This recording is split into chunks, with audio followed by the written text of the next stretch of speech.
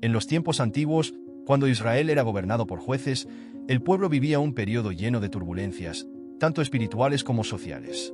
Ya estaban en la tierra prometida, pero la falta de un liderazgo fuerte dejaba a las tribus divididas y sin dirección. Esta fase, conocida como la era de los jueces, estaba marcada por un ciclo repetitivo: infidelidad a Dios, sufrimiento bajo opresores, pedidos de ayuda y la intervención de jueces escogidos por Dios. Los capítulos 19 a 21 del libro de Jueces nos muestran uno de los momentos más oscuros de esa época. Antes de hablar más sobre esto, es bueno que sepas que esta historia es bastante perturbadora, con escenas de violencia y sufrimiento. Refleja una sociedad desordenada que se había alejado de los principios divinos. Por eso, algunos pueden encontrar esta narrativa difícil de digerir. Es importante entender el contexto histórico y cultural de este periodo. El pueblo de Israel, recién establecido en Canaán tras la muerte de Josué, estaba sin un rey y las tribus actuaban de manera independiente, siguiendo sus propios criterios de lo que era correcto e incorrecto. La Biblia resume esta situación al decir que, en aquellos días, no había rey en Israel. Cada uno hacía lo que le parecía bien a sus ojos. Jueces 9 y 25. Este caos moral y espiritual creó un ambiente donde actos de crueldad e injusticia eran comunes. En este escenario, encontramos a un hombre levita de la montaña de Efraín. Pertenecía a un grupo separado para el servicio y la adoración a Dios, pero, aún así, no estaba inmune a la decadencia moral de la época. Durante sus viajes por las montañas, tomó una concubina, una mujer que, de acuerdo con las costumbres de la época, tenía un estatus inferior al de una esposa, pero con quien mantenía una relación íntima y de responsabilidad. Las razones para esta elección no están totalmente explicadas en las Escrituras. La Biblia utiliza esta palabra para describir lo que sucedió, Jueces 19, 2, indicando que hubo una ruptura de confianza. Sin muchos detalles, sabemos que la mujer decidió dejar al levita y volvió a la casa de su padre, en Belén de Judá. Podemos imaginar cómo se sintió él, traicionado y abandonado, lidiando con el dolor de la separación durante 4 meses. A pesar del desconsuelo, su corazón aún anhelaba la reconciliación. Quizás pensó en lo que había sucedido y se dio cuenta de que el amor que sentía por ella superaba el dolor de la traición. Después de ese tiempo solo, decidió que era hora de buscar a su concubina de vuelta. Se preparó para el viaje, llevando consigo a un siervo fiel y 2 asnos. El viaje no sería fácil. Las carreteras de aquella época eran peligrosas, especialmente para un levita y su pequeño grupo, que viajaban por regiones inestables. Aún así, estaba determinado. Después de una larga jornada, llegó a la casa del padre de su concubina. El reencuentro fue lleno de emociones. La mujer que él amaba estaba frente a él, y la presencia del suegro hacía todo más intenso. El suegro, al ver la determinación del levita, lo recibió con los brazos abiertos. En esos tiempos, la hospitalidad era muy valorada. El padre de la mujer vio una oportunidad para fortalecer los lazos familiares e insistió en que se quedara en casa por algunos días. Lo que debía ser una visita rápida se convirtió en 3 días de fiestas y celebraciones. El suegro ofreció banquetes generosos, tal vez para mostrar su gratitud y esperanza de que la reconciliación traería paz para todos. Durante esos días, hubo muchas conversaciones y reflexiones. El levita, aunque quería volver a casa, se sentía presionado por la hospitalidad de su suegro. En el 4.º día, al amanecer, se preparó para partir, sintiendo que su misión de reconciliación estaba cumplida. Pero el suegro pidió que se quedara un poco más. Reacio, el levita aceptó y pospuso una vez más la partida. Cuando finalmente decidió partir en el 5.º día, el suegro hizo un último esfuerzo para retenerlo. El día estaba casi terminando cuando, finalmente, el levita se levantó, listo para regresar. Con el sol poniéndose, él, su concubina y el siervo partieron hacia las montañas, sin saber que la noche traería nuevos desafíos. Mientras dejaban Belén de Judá, el grupo atravesó tierras peligrosas hasta llegar a la ciudad de Jebús, que más tarde sería conocida como Jerusalén. Pero esa ciudad aún no pertenecía a los israelitas, estaba habitada por los jebuseos. Al ver las murallas acercándose con la noche cayendo, el siervo sugirió que buscaran refugio allí. Sin embargo, el levita dudó y rechazó, temiendo por su seguridad. Dijo: «No entraremos en una ciudad de extranjeros que no es de Israel». Jueces 19, 12. Así, el grupo decidió continuar su viaje bajo el crepúsculo, ansiosos por lo que vendría a continuación. Mientras el levita y su grupo se acercaban a Gibea, una ciudad de la tribu de Benjamín, la noche ya estaba cayendo. Cuando llegaron a las puertas, la ciudad parecía tranquila, pero su silencio escondía tensiones. En aquel tiempo, las tribus de Israel estaban divididas, sin la unidad que antes la fortalecía. Lo que debía ser un lugar seguro pronto se convertiría en un escenario de eventos aterradores. Al entrar en la plaza, una antigua tradición les esperaba. Los viajeros siempre eran recibidos por los habitantes que ofrecían refugio. Pero, para su sorpresa, nadie apareció. Este silencio mostraba que el sentido de hospitalidad se estaba perdiendo entre los israelitas. El tiempo pasaba y la plaza vacía reflejaba el abandono moral que pesaba sobre Gibea. Entonces, cuando la oscuridad se intensificaba, un anciano apareció, regresando del campo. Al igual que el levita, él no era nativo de Gibea, sino un peregrino de la montaña de Efraín. Al ver al grupo desamparado, se acercó, preocupado. «¿De dónde vienes y hacia dónde vas?», preguntó, con un tono acogedor. El levita contó su historia. Venía de Belén de Judá y estaba en camino a la casa del Señor. El anciano, al percibir la gravedad de la situación, sabía que dejar a esos viajeros a merced de la noche sería peligroso. Con un gesto de hospitalidad que parecía haber desaparecido, ofreció refugio al grupo. «Paz sea contigo. Todo lo que te falte estará bajo mi responsabilidad. Solo no pases la noche en la plaza». Jueces 19, 20. Luego los condujo a su casa, donde ofreció pan, vino y comida para los asnos. Era un alivio encontrar bondad en medio de la oscuridad. En la casa del anciano, los viajeros pudieron lavarse los pies, un acto común de hospitalidad, y se sentaron a comer y beber, aliviando el peso de la larga jornada. Había una serenidad allí, una pausa en medio de las incertidumbres. Pero esa paz sería rápidamente interrumpida. Mientras risas y conversaciones resonaban en la casa, un sonido amenazador comenzó a surgir desde el exterior. Voces brutales y furiosas empezaron a rodear la casa. Hombres malvados, descritos como hijos de Belial, estaban allí, golpeando la puerta y exigiendo algo terrible. «Saca al hombre que ha entrado en tu casa para que lo conozcamos». Jueces 19, 22. Sus palabras dejaban claro que no buscaban hospitalidad, sino violencia. El anciano, afligido, salió a enfrentar a aquellos hombres.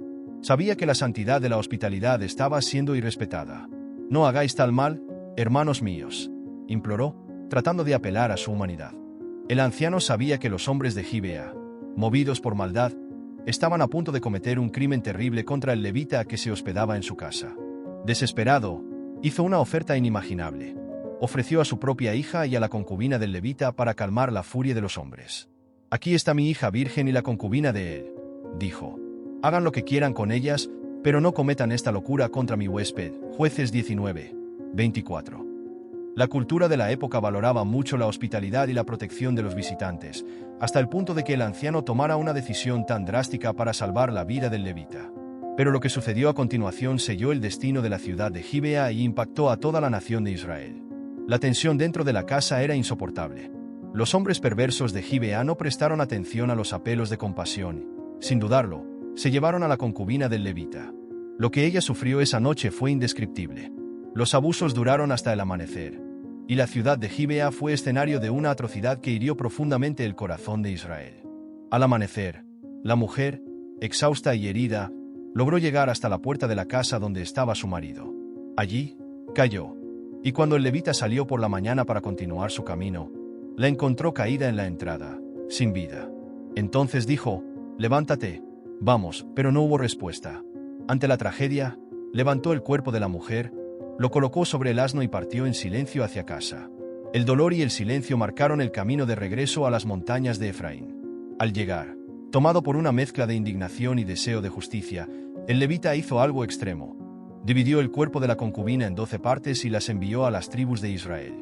Este acto chocante fue un grito de alerta para que todo el pueblo supiera de la gravedad del crimen cometido en Gibea. La respuesta en Israel fue inmediata.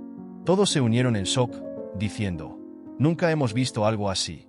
Desde que los hijos de Israel salieron de Egipto hasta hoy». Jueces 17, 30. Las tribus de Israel, movidas por la indignación y la búsqueda de justicia, se dieron cuenta de que no podían dejar una maldad tan grande sin respuesta. Todo el pueblo, desde Dan hasta Berseba, se reunió en Mizpá, como si fueran uno solo. Eran 400.000 soldados armados y listos para actuar. Los líderes de las tribus querían entender cómo algo tan terrible había sucedido. Fue entonces que el levita, el marido de la mujer que había sido brutalmente asesinada, se levantó y contó, con dolor y revuelta, todo lo que había ocurrido en Gibea. Describió cómo los hombres rodearon la casa donde él estaba y atacaron, abusando cruelmente de su concubina, lo que resultó en su muerte. para llamar la atención de todo Israel. Contó que había dividido su cuerpo en partes y enviado a cada tribu. Su intención era clara: unir al pueblo contra esta injusticia y la depravación que habían tomado posesión de Gibea. Al escuchar esto, todos se unieron con un solo objetivo: hacer justicia. Nadie volvería a casa hasta que los responsables fueran castigados. Las tribus de Israel decidieron confrontar a Benjamín, exigiendo que los culpables fueran entregados. Enviaron mensajeros con un pedido firme: entreguen a esos hombres perversos de Gibea para que sean castigados y podamos remover el mal de Israel. Jueces 20:13. Sin embargo, la tribu de Benjamín se negó a escuchar. Decidieron proteger a los culpables, y esta negativa solo aumentó el conflicto. Las tribus de Israel entonces se prepararon para la batalla, decididas a eliminar el mal de en medio de ellos. La guerra civil estaba a punto de comenzar, una guerra entre hermanos, que traería consecuencias devastadoras para toda la nación. Esta historia nos hace reflexionar sobre cómo la corrupción puede extenderse cuando se abandonan los principios.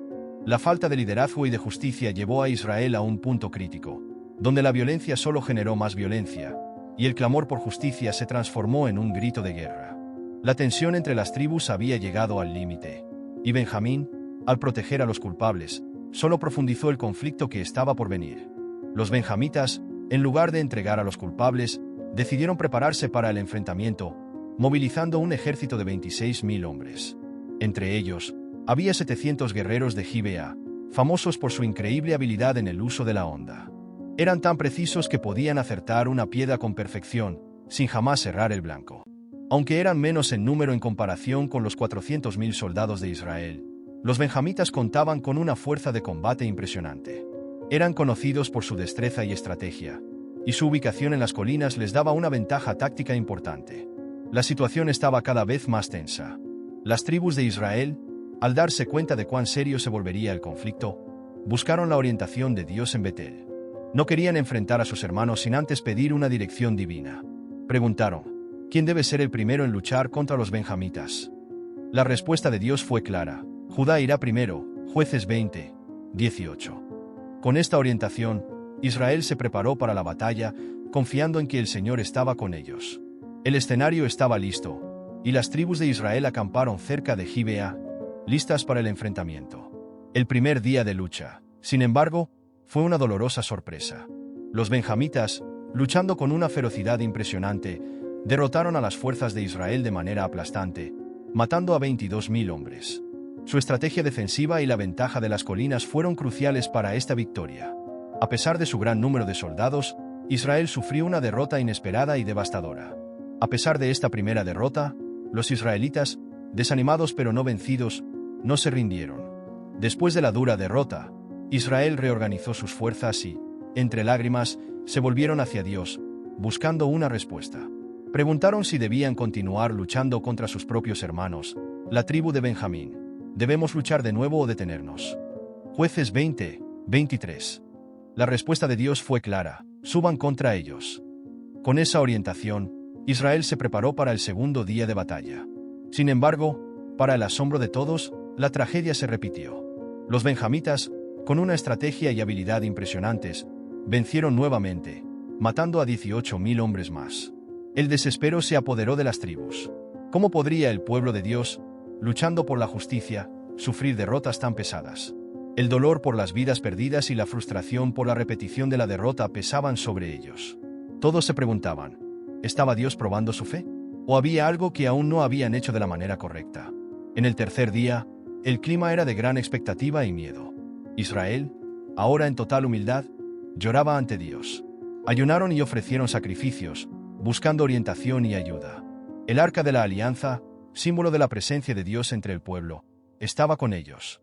Delante de ella estaba Fineas, hijo de Eleazar y nieto de Aarón, sirviendo como sacerdote e intercesor. La presencia del arca recordaba el pacto entre Dios e Israel, un pacto que exigía tanto justicia como misericordia.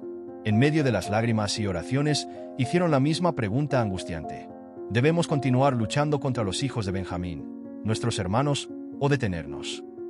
Jueces 20:28. La atmósfera estaba cargada de emoción y fe, y el pueblo aguardaba la respuesta de Dios para el próximo paso. Después de 2 derrotas seguidas, el pueblo de Israel estaba al borde del desespero. Era difícil continuar luchando contra sus propios hermanos, pero el sentido de justicia hablaba más alto. Una vez más, buscaron la respuesta de Dios, y esta vez Él les dio una promesa clara.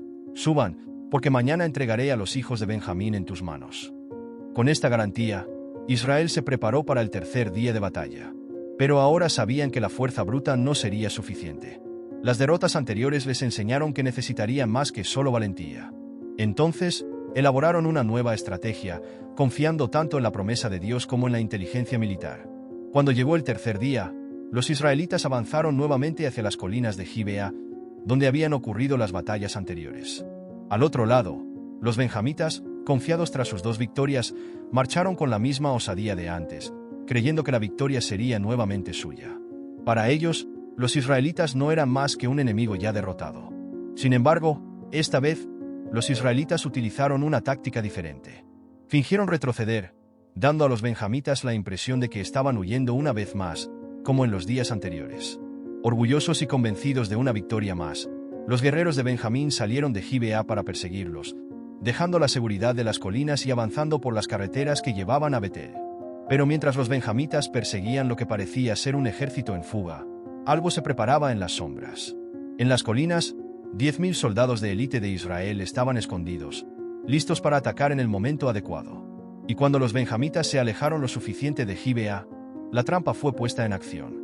El ataque fue rápido y devastador. Sorpresivamente, los benjamitas cayeron en el caos y la confusión. En ese momento crucial, las Escrituras dicen que el Señor hirió a Benjamín ante Israel. Jueces 20, 35. Eso no era solo una batalla entre hombres. Era Dios interviniendo directamente para traer justicia y eliminar el mal que había sido tolerado en Gibea. El impacto fue inmenso.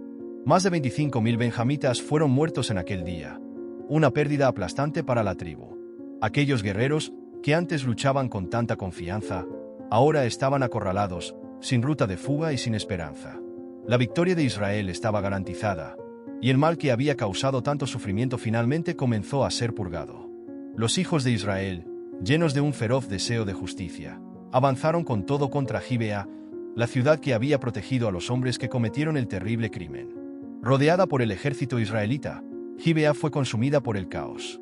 En poco tiempo, una enorme nube de humo comenzó a elevarse, señal clara de que la ciudad estaba siendo destruida. Las llamas consumían casas y edificios, y el humo oscuro aumentaba la confusión entre los benjamitas. Lo que al principio parecía ser una victoria segura para Benjamín rápidamente se transformó en un desastre. Al ver su ciudad en llamas, los benjamitas perdieron la confianza y el control de la situación. Estaban ante una derrota completa. Israel, con su estrategia y la ayuda de Dios, había vuelto inútil cualquier resistencia. El final de la batalla fue trágico. Los benjamitas, que antes luchaban con tanta certeza, ahora estaban en completo desespero. Los sobrevivientes huían, tratando de salvar sus vidas. Sin embargo, aquellos que lograban escapar de Gibea pronto encontraban nuevos enemigos, ya que las ciudades vecinas, aliadas a Israel, estaban determinadas a eliminar el resto de la tribu rebelde. Las colinas y llanuras, que antes eran tranquilas, se convirtieron en verdaderos campos de batalla, donde los guerreros de Benjamín eran cercados y abatidos sin piedad. La persecución fue implacable. Israel, llevado por un sentido de justicia, no daba descanso. Como dicen las Escrituras, los hombres de Israel los pisotearon desde Gibea hasta el desierto. Jueces 20, 45. Al final de aquel día, 18.000 guerreros de Benjamín cayeron. Desesperados, los remanentes huyeron al desierto, en busca de refugio en la rocosa peña de Rimón, una región de difícil acceso. Pero la fuga no los salvó. Otros 5.000 benjamitas fueron muertos en el camino, y más 2.000 cayeron en Gidom. En total, 25.000 guerreros de la tribu de Benjamín perdieron la vida. Solo quedaron 600 hombres, heridos y exhaustos, que lograron escapar a la peña de Rimón, donde se escondieron durante 4 meses, esperando que la furia de Israel disminuyera.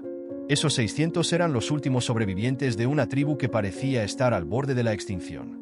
Mientras tanto, el ejército de Israel, decidido a acabar con cualquier vestigio de Benjamín, continuó su misión. Incendiaron ciudades y aldeas, esparciendo destrucción por donde pasaban. Fuego y espada marcaron el fin de la guerra civil más sangrienta que Israel había vivido. Las colinas de Gibea, ahora envueltas en humo y dolor, atestiguaban el desenlace trágico de esa batalla entre hermanos. Pero la victoria militar no trajo solo orgullo. Pronto, la tristeza comenzó a apoderarse del pueblo de Israel. Se dieron cuenta del peso de lo que habían hecho. Habían derrotado a sus propios hermanos, pero ¿a qué costo? Reunidos en Betel, recordaron el juramento solemne que habían hecho en Mizpa. Al inicio del conflicto, todos los israelitas hicieron un juramento solemne. Ninguno de ellos daría a sus hijas en matrimonio a los hombres de Benjamín. En ese momento, parecía una decisión justa, una forma de distanciarse de quienes habían protegido el mal en Gibea.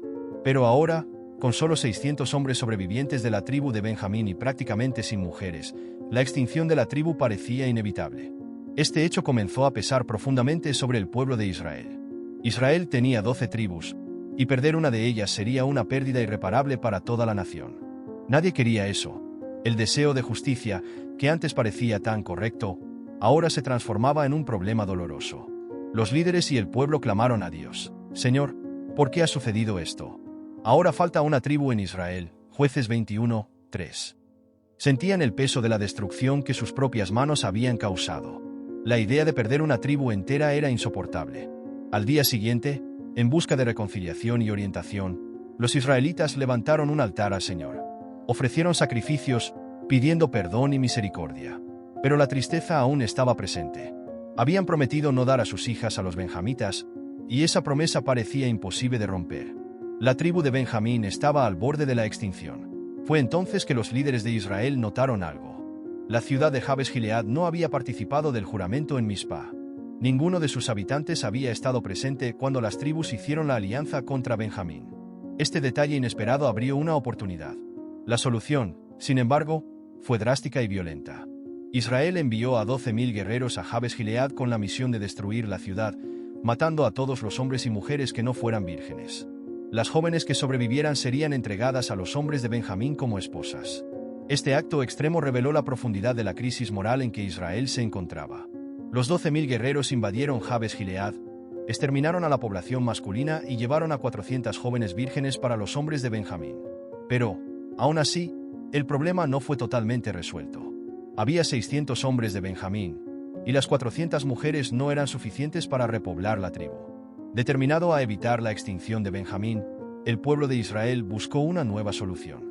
Se acordaron de una fiesta anual en Silo, donde las hijas de Israel danzaban en las viñas en honor al Señor. Ante esto, la asamblea comenzó a formular un plan que daría a los benjamitas una oportunidad de sobrevivir. Israel, en su intento desesperado de salvar a la tribu de Benjamín, concibió un plan aún más sombrío. Los benjamitas emboscarían a las jóvenes durante una festividad religiosa, secuestrándolas para que se convirtieran en sus esposas. De esta forma, argumentaron, no estarían rompiendo el juramento, pues las mujeres no serían entregadas voluntariamente por sus familias, sino tomadas por la fuerza. Esta idea, moralmente dudosa y chocante, nació de la desesperación por mantener viva una de las tribus, revelando la crisis social y espiritual en la que Israel se encontraba.